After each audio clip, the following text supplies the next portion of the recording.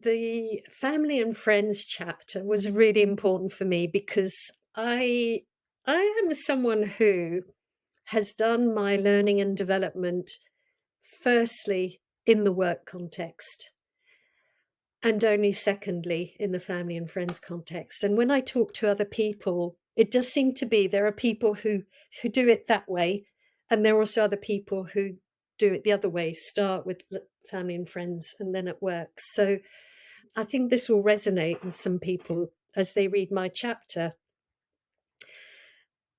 I plucked up the courage to start applying some of the things that I'd learned, especially around my emotional capability, to start exploring that with members of my family. And I had help from a peer coach in doing that, which was invaluable.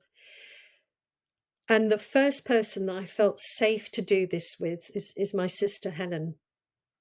And during the pandemic, she lives a long way away from me. It's about 4 or 5 hours journey from me. And during the pandemic, we decided to set up regular Zooms. And it was the most interaction we've had since probably we lived together as children. So it meant a lot to her, and it increasingly meant a lot to me. The quality of the conversations that we were able to have as I started to articulate more of my emotions to her.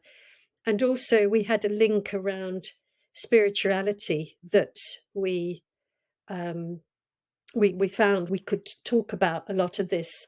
And it's also something we've inherited from our mum as well. So yeah, we just developed this great closeness, and that's just one of the things that I explore and air in this chapter.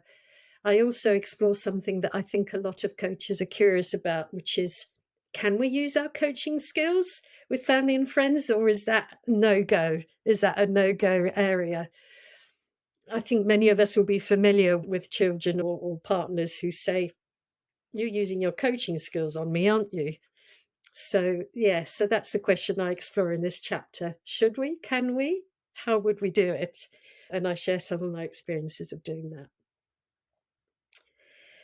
There are two Jonathans that I'd like to thank for helping me with the book.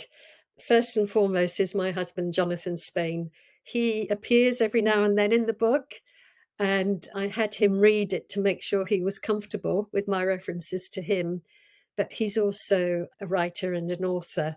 So his feedback on my writing style, as well as some of the content that I'd written was really invaluable. So yeah, I want to acknowledge him. There's another John Bircher, who runs a book club for leaders. So it felt really important to get his feedback on the book, on whether and how it might land. So he read some of the material for me and gave me some really useful feedback as well.